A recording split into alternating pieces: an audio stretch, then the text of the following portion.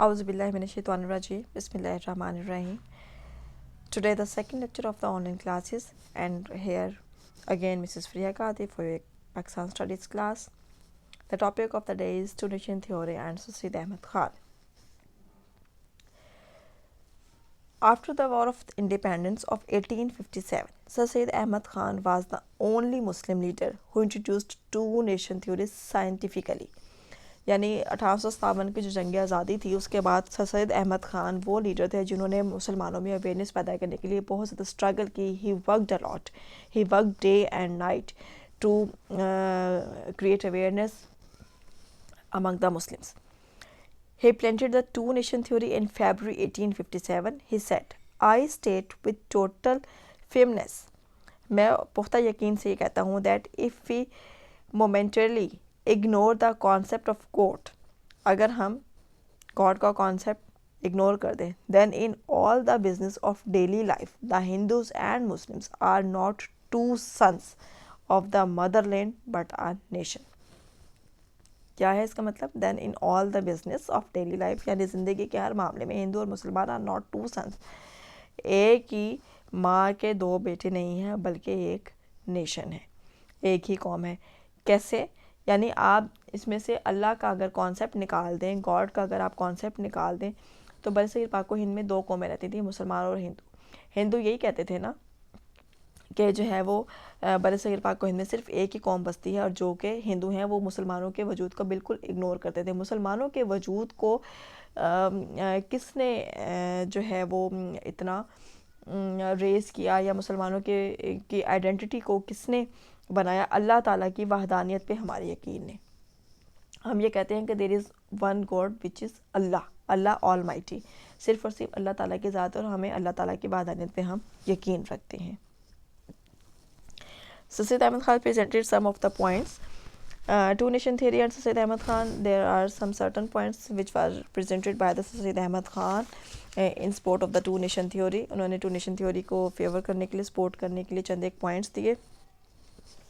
I throw light on those points. What is the first point? Muslims are a separate community.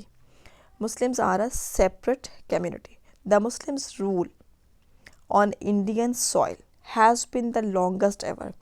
مسلمانوں نے برصغیر پاک و ہند کے زمین پر بہت لمبا عرصہ تک حکومت کی. اپارٹ فرام عرب مسلمس کو بھی اگر ہم ایک طرف کر دیں, the local Hindus also embraced Islam and kept the individuality as a separate nation intact in spite of the British invasion. بے شک جو ہے وہ انگریز ہے. The Muslims possessed strong desire for separate identity as a nation.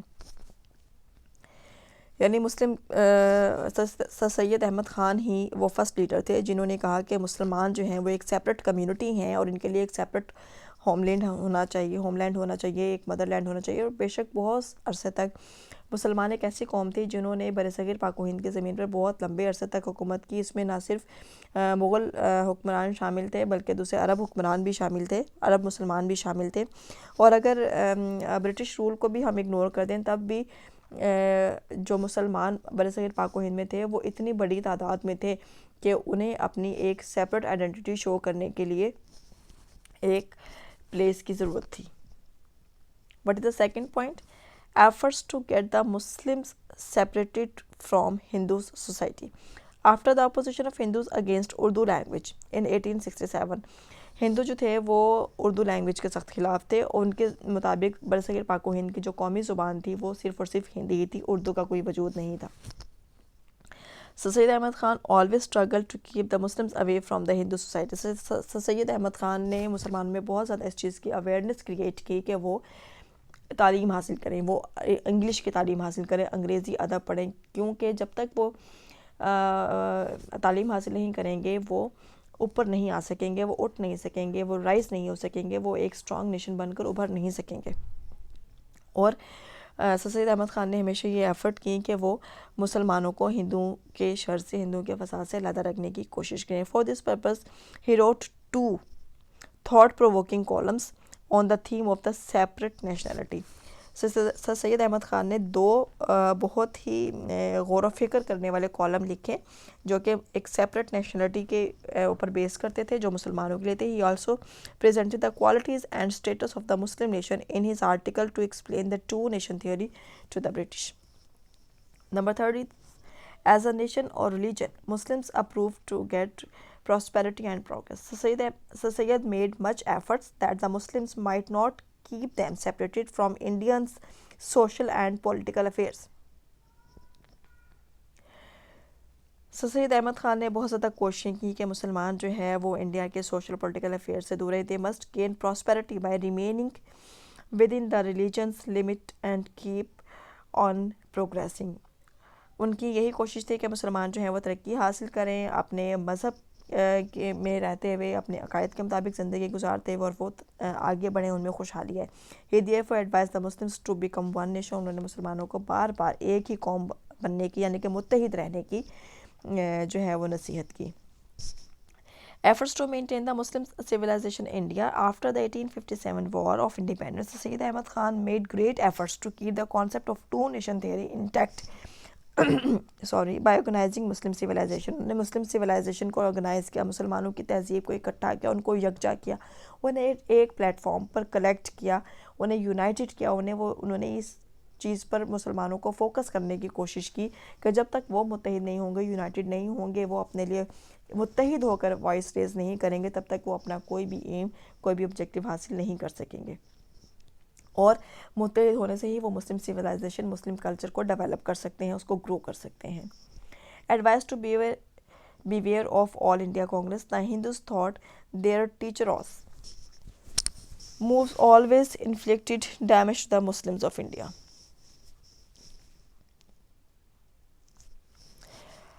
ہندوؤں کا ہمیشہ سے جو ہے وہ ان کا یہی فوکس رہا کہ وہ مسلمانوں کو کسی نہ کسی طریقے سے ڈپریس کرتے رہے, اور اس کے لیے انہوں نے ہر اچھا برا ہتھیار جو ہے وہ آزمایا. The objective of Sir Sayyid's teaching was to keep Muslims away from all India Congress. سید احمد خان یہ چاہتے تھے کہ مسلمان جو ہیں وہ آل انڈیا کانگریس سے دور رہیں, because all India Congress were not in the favor of the Muslims, it is totally in the favor of the Hindus. Muslims cannot avail equal rights from Congress. The Sayyid was well aware of the fact that the Muslims can't avail equal rights from All India Congress with Hindus in a majority. کیوں؟ سید احمد خان اس بات کو بہت اچھے سے جانتے تھے کہ کانگریس کبھی بھی مسلمانوں کے فیور میں کام نہیں کریں گے. Congress will never support Muslims. It will never raise voice for the Muslims' rights. کیونکہ majority in Congress was because Hindus were in majority in Congress, and Congress was the national league of the Hindus. تو ہندو تو کبھی مسلمانوں کے وجود کو تسلیم ہی نہیں کرتے تھے. They never accepted the Muslims identity. So how they can give them the proper rights or the equal rights. وہ کبھی بھی اس بات کو پسند نہ کرتے کہ مسلمان جو ہیں وہ اچھے عہدوں پہ آئیں. دراصل ہندوؤں نے ہمیشہ سے اسی طرح کی پالیسیز اور کانسپریسیز رکھی کہ مسلمانوں کو زیادہ تر جو ہے وہ کاشتکاری کا طبقہ دیا گیا, اور تمام صنعتوں پہ اور تمام وزارتوں پہ جو تھے وہ ہندو اور انگریز ہی براجمان رہے, اور مسلمانوں کو اوپر آنے کا موقع کبھی دیا ہی نہیں. تو سر سید احمد خان ان تمام طریقوں سے اور اچھی ہتھ کنڈوں سے اچھی طرح سے واقف تھے, اور اسی لیے وہ چاہتے تھے کہ انہوں نے مسلمانوں کی اویئرنیس کے لیے بہت زیادہ کام کیا. 2 کالمس بھی لکھے which I have told you earlier, اور وہ اسی بات پہ فوکس کرتے تھے کہ مسلمان جو ہیں وہ پالیٹکس سے دور رہیں لیکن وہ ایک یونائٹڈ نیشن کی طرح سے رہیں. So he advised the Muslims to pay attention to education to compete with the Hindus. یہی بات وہ کہتے تھے کہ پالیٹکس میں انوالو مت ہوں, don't get indulge in the politics, just focus on your education. By getting education you can raise yourself. ہم ابھی بھی جیسے ہم آپ لوگوں کو کہتے ہیں کہ if you will get good education, if you will have a professional education, you will have better opportunity in the future. Your future can be much brighter rather than the general education. جیسے جس کے پاس technical education ہے, جس کے پاس professional education ہے, کوئی doctor ہے, کوئی انجینئر ہے, تو اس کے لیے جاب اپرچونیٹیز زیادہ ہے رادر دین یہ کہ کوئی بی اے پاس ہو یا ایم اے پاس ہو تو اس کے لیے جاب اپرچونیٹیز لمٹ ہو جاتی ہیں. تو سید احمد خان نے بھی اس چیز پہ فوکس کیا کہ مسلمانوں کو یہ چاہیے کہ وہ رادر دین کہ وہ پالیٹکس میں انوالو ہوں, وہ ایجوکیشن پر فوکس کریں, وہ انگریزی سیکھیں, وہ ادب کی طرف آئیں. وہ تعلیم حاصل کریں گے تو ان کو وزارتوں میں حصہ ملے گا, وہ تعلیم حاصل کریں گے تو وہ صنعتوں کی طرف جائیں گے. ورنہ تو جس طرح ہندوؤں نے انہیں ٹھکانے لگایا ہوا ہے کہ بس انہیں زراعت کا شعبہ سونپا ہوا ہے اور کاشتکاری میں ان کو لگایا ہوا ہے کہ وہ بس کسانوں کی طرح جو ہے وہ کام کر رہے ہیں، کسان بن کے کام کر رہے ہیں، اور جس طرح بیل جو ہے وہ ہل جوتنے کے لیے استعمال کیا جاتا ہے، اس طرح سے مسلمانوں کو جو ہے وہ صرف اور صرف کاشتکاری کے لیے، کھیت باڑی کے لیے استعمال کیا جا رہا تھا. تو سر سید احمد خان اس بات کے بہت سخت خلاف تھے، اور وہ اس چیز کو ریئلائز کرتے تھے کہ this is the need of the art to gain education. یہ سر سید احمد خان کے پوائنٹس تھے، اور جو ٹو نیشن تھیوری پہ بیس تھے. اور سر سید احمد خان نے مسلمس کو اویئر کرنے کے لیے بہت زیادہ ایفرٹ کی، بہت بڑا رول پلے کیا. He was a great leader.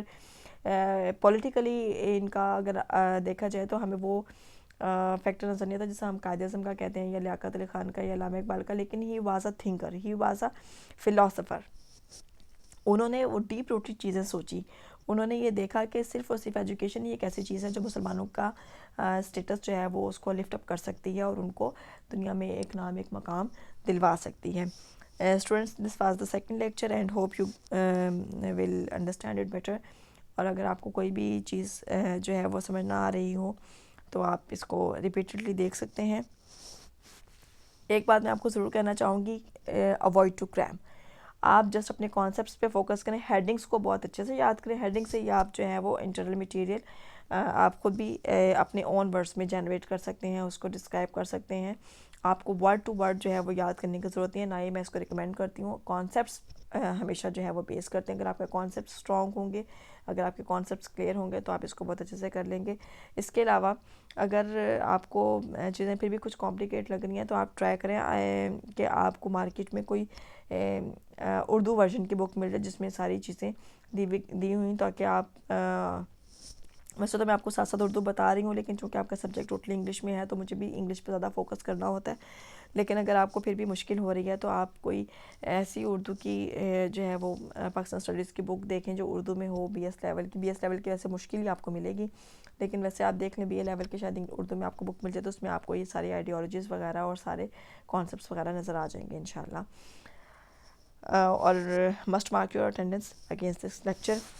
Thank you so much. اللہ حافظ. Take care of your self.